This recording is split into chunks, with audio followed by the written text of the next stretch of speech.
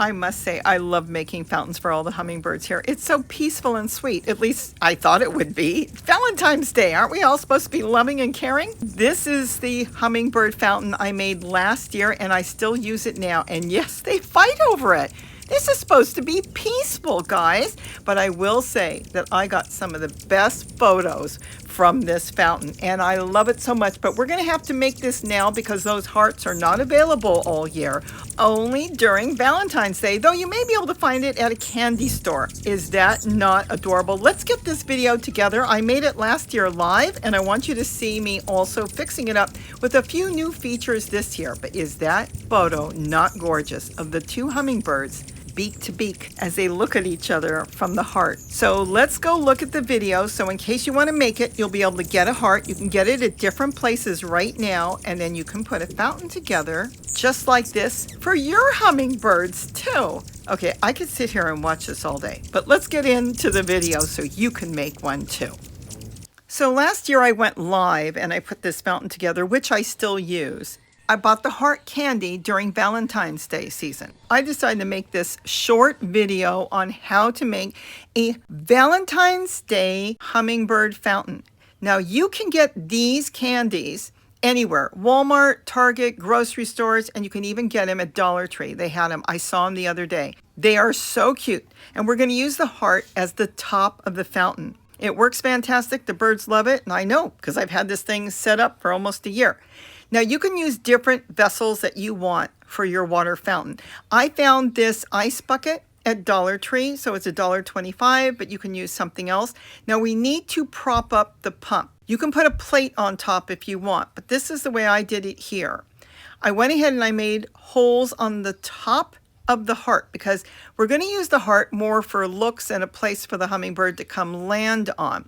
You can use a small scissors or your soldering iron. And of course I use my soldering iron, and I made a bunch of holes on the top because we're going to put the straw underneath. You'll see it's going to pump through the plastic heart, and then it will dribble down the heart. So it's not shooting up in the air, but it gives the hummingbirds a nice gentle flow of water. So make a bunch of holes just in the middle where the seam is. Just space them apart and don't go all the way on the bottom, just on the top. Maybe 3 holes on each side, so maybe 6 holes. You could go 8, it doesn't really matter. Or you can make long holes like I did, just as long as the water is going to come out of the top of the heart.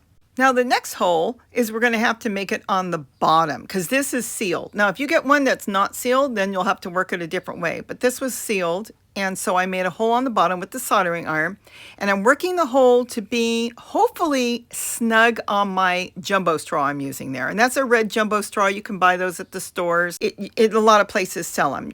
And this way the jumbo straw is going to go inside the hole of the heart, and then the bottom of the straw will be attached to your pump. Now you can use a USB pump so you don't have to have sun power, or you can use solar. I'm going to set this one up for now with solar, but any pump will do. Go back. I have tons of videos on how we put this together. Now I'm using a plastic coffee jar here, and I'm going to make holes on the top. Now the hole I'm making actually is where the straw is going to go through. It's going to support the heart that's on the jumbo straw straight up. It's kind of like a stand is what it is. So you're going to make a hole on the top so the straw can go through. Now, yes, I've got my windows open. It's best to do it outside, so I have all the windows open. And that's what's going to support the heart up in the air. Isn't that cool? And this is just a plastic jar. It's a coffee container jar. And now it can sit inside pretty much any container you want to use because the heart and the straw is supported by the jar. Now, here is the solar panel and the pump. Keep in mind, some pumps come apart. There's a plug and some do not. So this step could be a little different depending on the pump you've got. What we're going to have to do with this jar is make a bunch of holes, and we want to make sure we can get the pump inside and the wire out. So like I said, if it unplugs, there won't be a problem. The hole could be quite small, but if it doesn't unplug, you'll have to make a big hole on the bottom of the jar. The main thing with the plastic jar is we're going to have lots of holes because we want the water to freely flow back and forth out of that jar and into your reservoir so it doesn't bob up and down like a buoy in the ocean. We want to make sure it is all underwater. So make a ton of holes And this way you'll be able to slip your pump inside and then attach the straw to the pump. Very easy to do. And you'll see as you work on yours how it's going to go. And so see how it's going to attach on the bottom? Now, if it comes apart, you can slip the cord through. And like I said, some don't. So that will depend on the type of pump you're using. But once it's all together, it's going to be supported beautiful in there, and it can go into any type of vessel you want. Even this one, this is a trash can from Dollar Tree, and you could use that as well. It's a little low, so you may want something shorter, but you can always extend that straw and make the straw longer too. I've done that in many videos. But this is what I'm going to use today. I'm also going to show you some other tip that I prefer a lot of times, especially when I'm not sure on the plastic containers. And now we're going to put the straw together onto the pump. And this way the water will go up the straw, through the heart, and then come down. This is just some flowers I had cut out of magazines, and I decoupaged it. And when you're using decoupage, use a dishwasher safe, because the outdoor one is not waterproof, and the only one for the Mod Podge is the dishwasher safe. So use that one. Now, here's the other tip I wanted to show you. You can line your container with a food grade plastic bag. So if you're not sure about the container you're using, though this is an ice bucket, it should be safe. You can line it with a plastic bag, and when it gets really dirty, when you're washing it, let's say once a week you're rinsing it, you can throw the bag away and put a new one in. And that's how it's going to sit in there. And I have one more way I'm going to show you how we can set this up, because it could be set up different ways. But there it is. It is so cute, and the hummingbirds love it. Is that not cool? And look for the vessel that you want. Yes, those flowers came out of a magazine. I didn't have to pay for that. Now, here is plates. Now, you could use whatever plates you want. There's a black one and a red one. I think the black one would make the heart stand out a little bit more, but I might keep the black one for another project, and I'll use the red one for my Valentine's Day project or my heart project. Now, we need to make a hole in the center.